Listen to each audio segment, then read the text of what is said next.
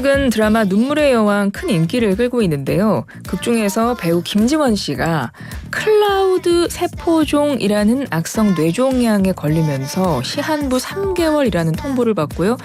중간중간 기억도 잃고 이런 모습도 나옵니다. 클라우드 세포종이라는 게 실제 있는 병인지 전문가와 함께 알아볼게요. 유튜브 우리 동네 신경외과 운영하고 계십니다. 조성윤 신경외과 전문의 전화 연결하죠. 선생님 안녕하세요.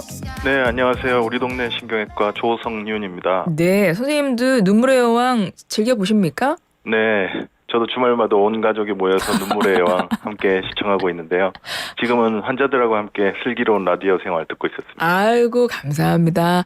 오전에 10시 30분에는 슬기로운 라디오 생활 월요일부터 금요일까지 들어주시고 주말에는 눈물의 여왕 보시면 되겠네요. 네, 눈물의 여왕 보시면서 지금 극중 홍혜인이 지금 뇌종양 걸렸잖아요. 네. 그거 보시면서 어떻게 전문의로서 좀 뭔가 조금 일반 시청자가 보는 것과 좀 다른 시각으로 보실 것 같은 느낌도 드는데 어때요? 그렇죠. 네, 그런 내용들이 나오면 저는 좀 유심히 보게 되는데 일종의 직업병이 있습니다. 그러니까요. 그럼 이건 먼저 거기서 김지원 씨가 살 것 같으세요? 아니면 새드 엔딩이 될 것 같으세요? 아, 그건 의사가 결정할 수 있는 문제가 아닌 것 같고요. 작가님 손에 달린 것 같습니다. 아, 그렇습니까? 작가님 손에 달린 거예요? 네. 그러면 우리 현실적인 이야기를 한번 해볼게요. 김지원 씨가 앓고 있는 병이 클라우드 세포종이라고 나오거든요. 네. 근데 이 질병이 실제로 있는 질병입니까? 사실 저도 드라마 보면서 클라우드 세포종이라는 걸 처음 봐서 제가 최신지견에 너무 민감하지 않았나 해서 검색을 해봤어요. 네네. 그랬더니 없는 병이고 그래요? 작가가 만들어낸 허구의 질병이었습니다. 아, 그렇습니까? 클라우드 세포종, 네. 허구의 질병, 거기 보면 악성 뇌종양이라고 나오거든요. 그리고 뭐 네네. 증상들도 나오잖아요. 네네. 뭐 이따금씩 뭐 기억을 잃는다던가, 그러니까 기억력 상실이라던가, 뭐 선망 증상 이런 것도 있고. 근데 그런 거를 보면서 현실에 있는 어떤 질병과 유사하다, 뭐 이런 생각은 하지 않으셨어요? 그렇죠. 그래서 클라우드 세포종이라는 게 뭔지 드라마 속에서 유심히 봤거든요. 예. 홍해인 진료받는 장면에서 뇌 MRI가 나왔는데 그 영상을 보면 뇌 속에서 덩어리를 이루지 않고 스물스물 퍼져나가는 악성 뇌종양을 묘사한 걸로 보입니다. 형태가 명확하지 않고 구름처럼 퍼져나가는 악성 뇌종양 특징에 아주 적합한 용어 클라우드 구름이라는 말을 섞어서 장명한 작가의 센스가 아주 돋보이는 것 같습니다. 그렇군요. 그럼 실제 뇌 MRI 사진을 보면서 머릿속에 떠올린 현실에 있는 병명이 있으세요? 예, 악성 뇌종양으로 보이고 악성 뇌종양 중에서도 가장 흔히 볼 수 있는 교모세포종이 클라우드 세포종의 원래 모델이 아닐까 싶습니다. 교모세포종, 악성 뇌종양. 이 뇌종양도 일종의 암인 거죠? 네, 뇌뿐만 아니라 모든 종양은 양성, 악성으로 구분을 하는데요. 그 중에서 악성 종양을 암이라고 부릅니다. 그런데 뇌종양 중에서도 양성 종양은 그러니까 암이 아니고 악성 뇌종양을 뇌암이라고 할 수 있겠는데요.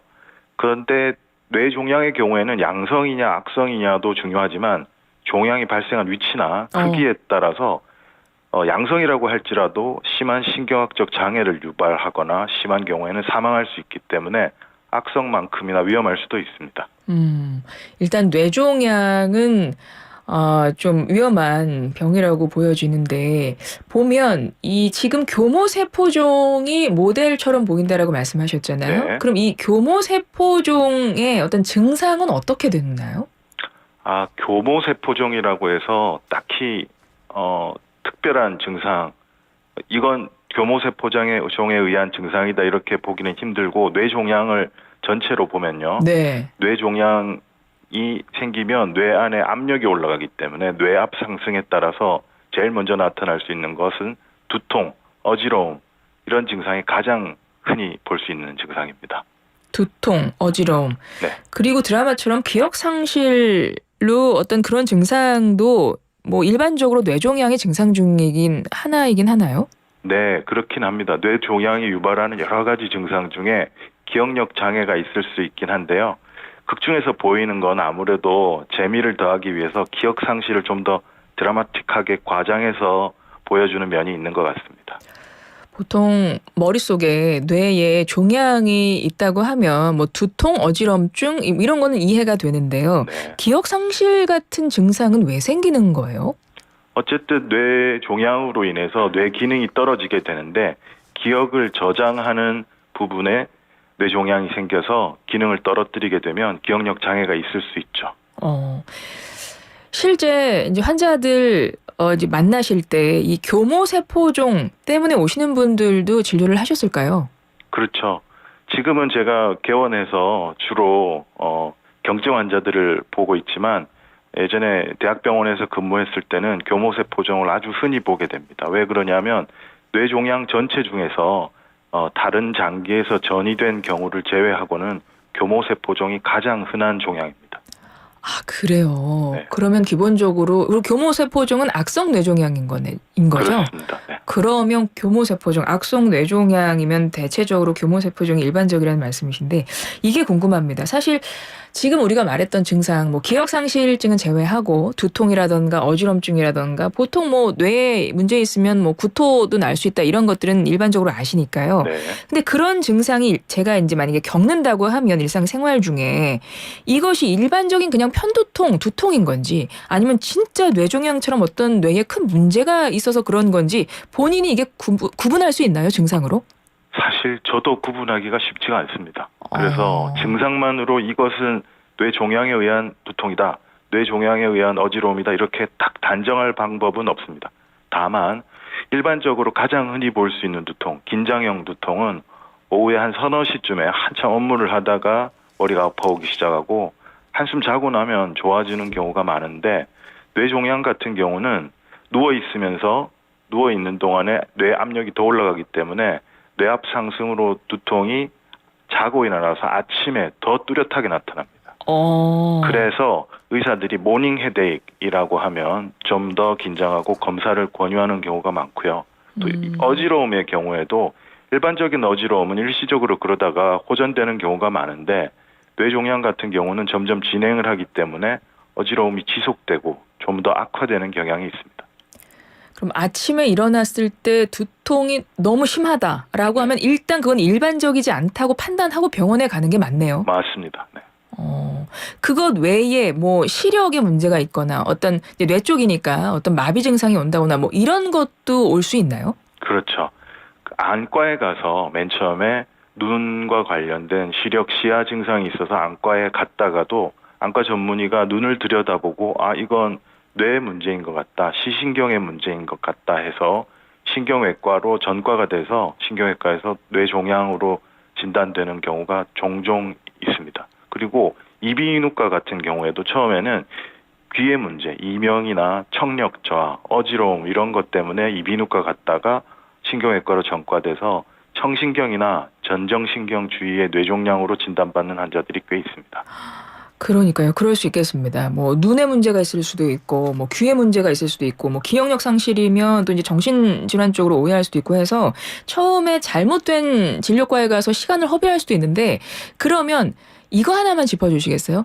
이런 증상이 있으면 이건 바로 신경외과, 이거 신경외과로 가야 됩니까? 뇌질환이면? 네, 그렇죠. 예, 이런 경우는 반드시 신경외과 바로 가셔라 하는 거 좀 몇 가지 짚어주실 만한 거 있을까요? 극심한 두통, 갑자기 발생한 극심한 두통, 그리고 성인이 돼서 간질발작, 뇌전증을 동반하는 두통, 그리고 약을 먹어도 점점 더 악화되는 두통, 이런 것들이 있을 때는 신경외과 전문의 진료를 받는 게 맞겠습니다. 예. 드라마에 보면 지금 이 병에 걸려서 시한부 3개월로 나오거든요. 네. 실제 뇌종양, 지금 우리가 이야기하고 있는 교모세포종의 같은 경우는 어떻습니까?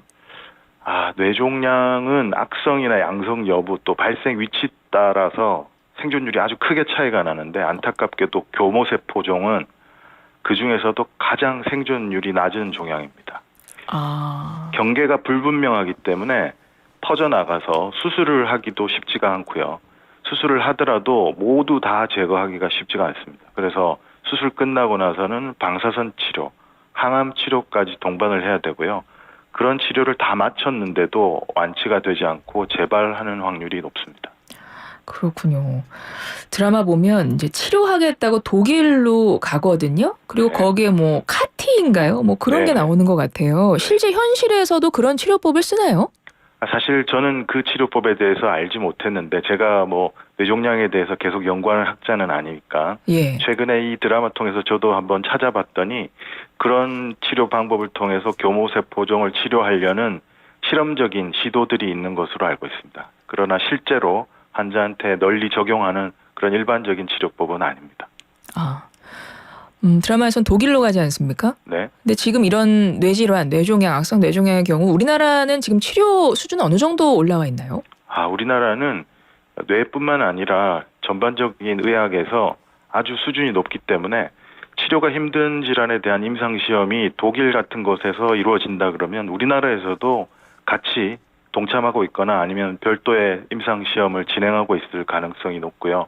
그래서 어느 정도 알려져 있는 임상시험 같은 경우는 거의 우리나라에서도 하고 있다. 우리나라에서 독일, 미국까지 가지 않더라도 기회가 많다. 이렇게 보시면 되겠습니다. 알겠습니다. 앞서 아주 극심한 두통 몇 가지 짚어주셨어요. 이럴 땐 반드시 뇌 문제 있을 수 있으니까 병원 가봐라라고 하셨는데 그렇다면 원인은 뭘까요? 뇌종양의 원인 뭐 다양할 것 같긴 한데 뭐 밝혀진 부분이 있나요? 사실 한마디로 얘기하자면 뇌종양의 원인은 정확히 알 수 없다입니다. 특히 뭐 교모세포종의 경우에도 다른 종양과 마찬가지로 명확하지 않습니다. 다만 뇌종양 교모세포종을 치료하기 위해서 여러 연구들이 있었는데 그 과정 속에서 유전학적 요소, 네. 일부 유전자가 이 종양 발생하고 관련이 있는 것으로 지금 점점 더 알려지고 있고요. 또 이런 선천적인 유전학적 요소 이외에도 후천적으로 환경적 인자, 질산염, 살충제, 합성고무 등에 의해서 종양이 발생할 수 있다고 알려진 위험 요인들이 있습니다. 오늘 굉장히 공기가 안 좋거든요. 황사, 미세먼지 굉장히 심각한데 미세먼지도 원인이 되죠? 좋을 거 없겠죠. 네, 걱정입니다. 알겠습니다. 뇌종양은 조기 진단이 중요할 것 같습니다. 일단 조기에 진단하면 심각한 거 아니면 치료는 가능하죠? 완치도 가능한가요? 대부분의 뇌종양은 그렇긴 합니다만 안타깝게도 교모세포종은 예외입니다. 교모세포종은 명확하게 숫자로 딱 단정 짓기는 안타까운 면이 있지만 평균적으로 여명이 남은 생이 12에서 15개월, 5년 생존율, 보통 이제 암 환자들 생존율을 따질 때 5년 지나면은 완치된다고 보거든요. 5년 생존율이 약 10% 정도밖에 안 되고요. 5년이 지났을 때에도 재발하는 경우가 많습니다. 뇌종양 조기 진단 위해서 꼭 체크하고 알아둬야 할 거 한 20초 정도 있습니다. 마무리 좀 해주세요. 앞서도 얘기를 했지만 성인이 되고 나서 처음 뇌전증을 경험했다거나 이른 아침에 발생한 두통, 진통제에 잘 반응하지 않는 두통은 반드시 신경외과 전문의 진료받고 뇌 검사를 고려하셔야 되겠습니다. 알겠습니다. 조성윤 신경외과 전문의였습니다. 고맙습니다. 감사합니다.